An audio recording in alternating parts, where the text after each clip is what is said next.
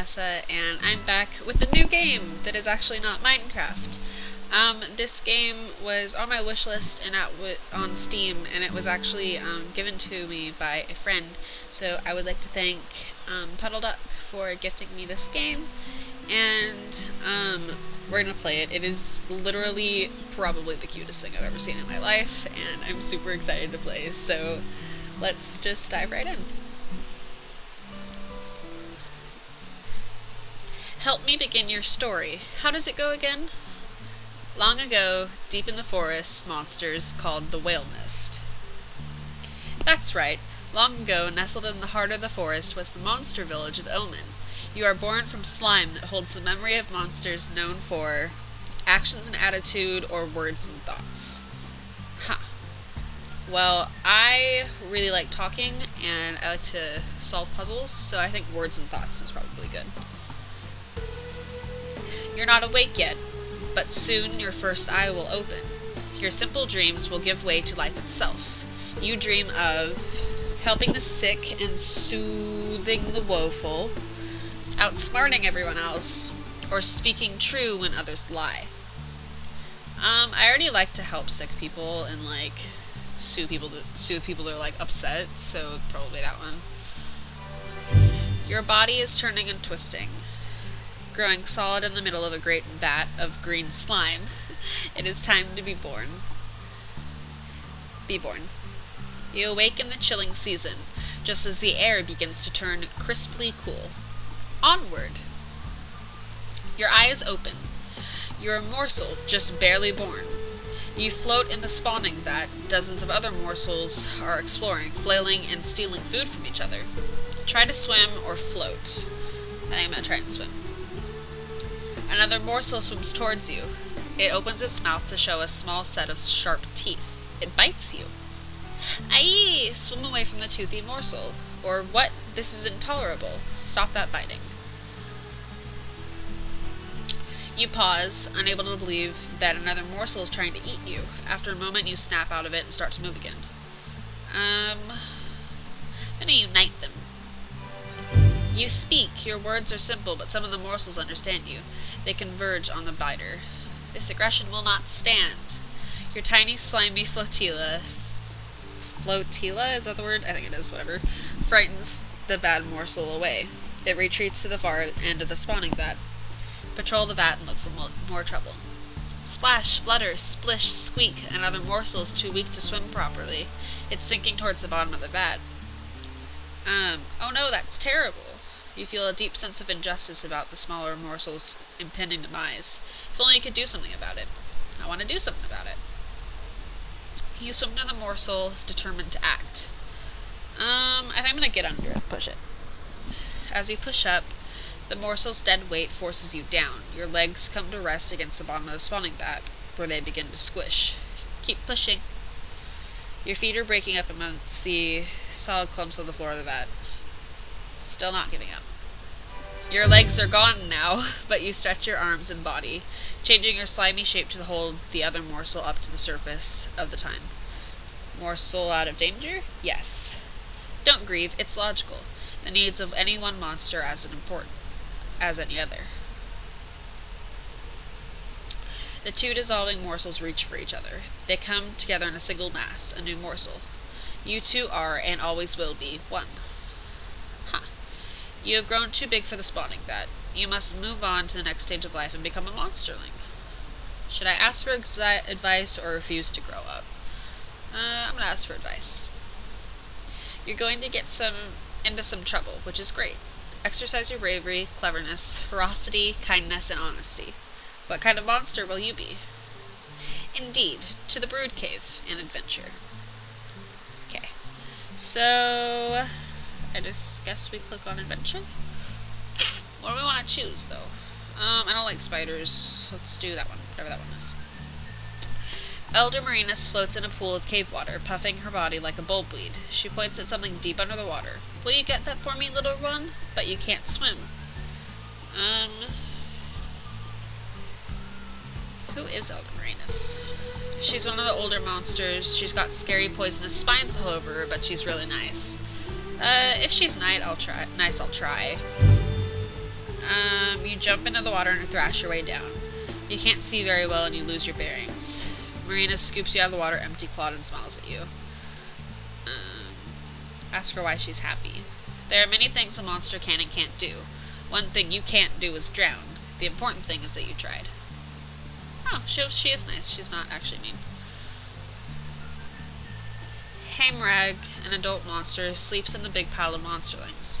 Everyone is comfortable. Blotz, giggling, sticks Lynchen in all four of Hamrag's nostrils. Hamrag's eyes shoot open as he starts to choke. Blotz slushes you with a threatening scowl. No, I'm gonna help the dude. Like, he'd die otherwise. You jump on Hamrag's head and knocks him the Lynchen loose. He squeals and gasps and remembers he can breathe through his mouth.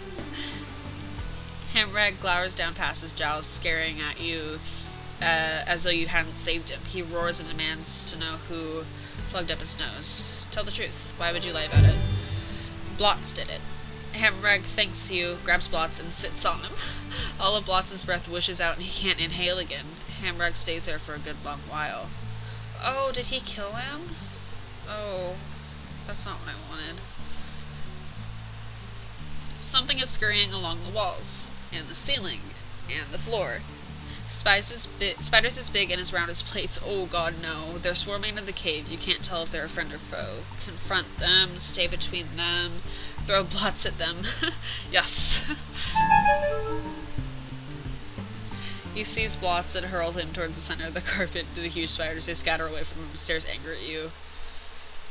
Good. I don't even care. Like, screw spiders, man. Smark falls from a high ledge. He falls all the time. But wait, what's that? It's a big bat trying to gnaw pieces out of him.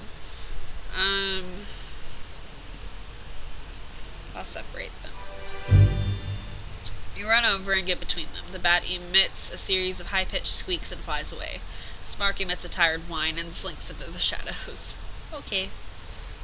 You're halfway towards leaving, becoming an adolescent. Firm up your personality as much as you can. Okay.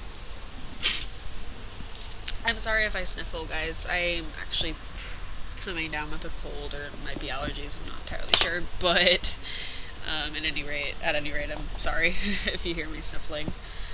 Okay. 3 gangly adolescent monsters wander into the cave and start poking glob claws with sticks. She tries to get away, but they surround her. Bliss starts to cry. Stop the bullying! You approach the conflict. No way you can fight them all, convince them to leave with words. Oh yeah, keep your sticks and taste these claws. Get the others to distract them and slice them up with your claws. No, I'll convince them. Hey, pick on someone your own size. Or didn't you know the oldest monster is visiting the spawning vat today? The bullies mosey out of the cave. Bliss whispers thank you. Adventure! Nash and Globclaws are racing to the ceiling of the cave. They've already climbed the way to the top when Globclaws invites you to join them. You don't see a good way up.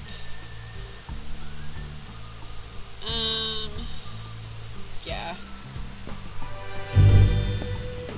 You follow Nash claw marks, but you can't match her skill at climbing. She calls you a coward as you slide back down to the cave floor, but you don't care. You stumble on a rock and find a patch of purple Lynchen behind it. Your explanation of delight draws Smark and Globclaws over, but there's not really enough to share. What's Lynchen? Monsterlings mostly eat at night, mostly, and what you eat is Lynchen, mostly. The big Lynchen pile is familiar, but plain and boring. This is different. I'd invite them. They can share. Globclaws and Smark scuttle over and slice the Lynchen patch into 3 equal parts. All of you enjoy a little of the bittersweet delicacy. You notice a puddle of glowing slime at the back of the cave. It pulses like a heartbeat. Blotz shoves you towards it, daring you to eat it. Don't be a human baby. But he should have it.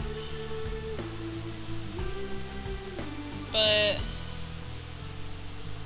it's like gross, and like no one should eat it. And I'm gonna ignore them because they're being rude.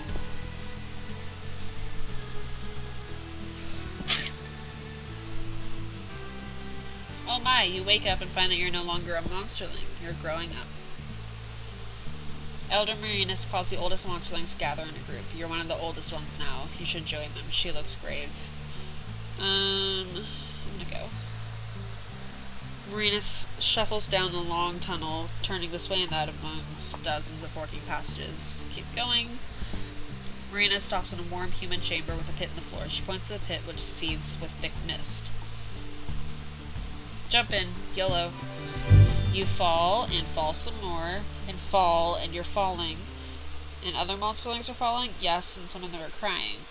And you can't see through the mist. Or is it fog? Maybe clouds.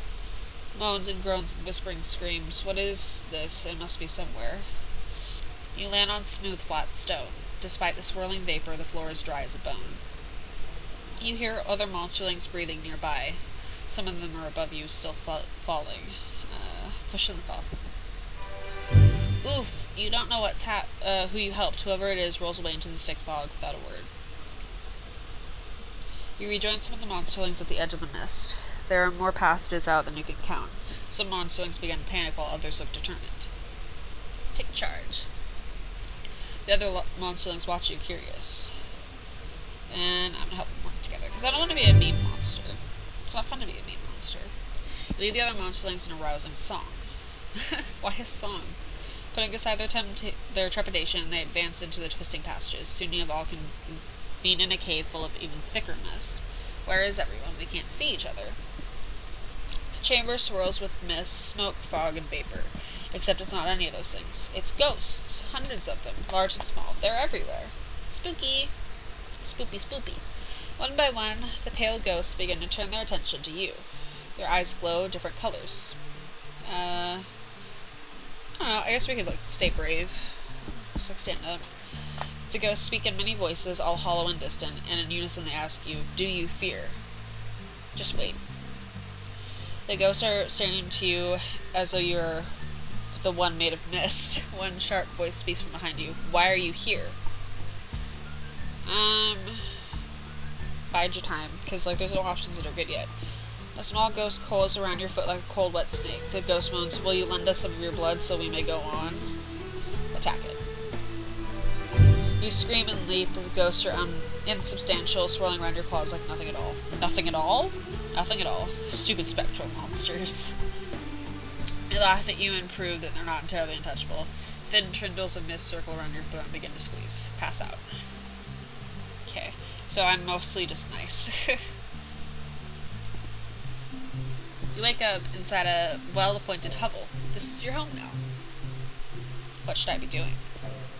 The more brave, clever, ferocious, kind, and honest you are, the more monsters will grow to respect you. Gain enough respect and you might someday affect important world events. You wake up inside a well-appointed hovel. This is your home now. Start living as an adolescent monster.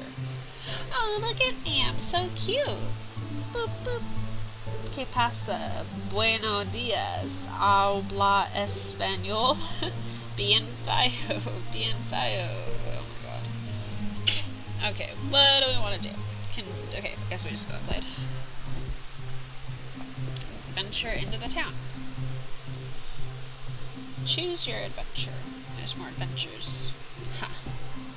Well, guys, I think I'm actually going to end this episode here, just because I know this probably isn't too horribly entertaining, as it's mostly just me reading. So I'll probably keep the series at like 15-minute-ish episodes. Tell me if you like it, and if you want me to keep it around.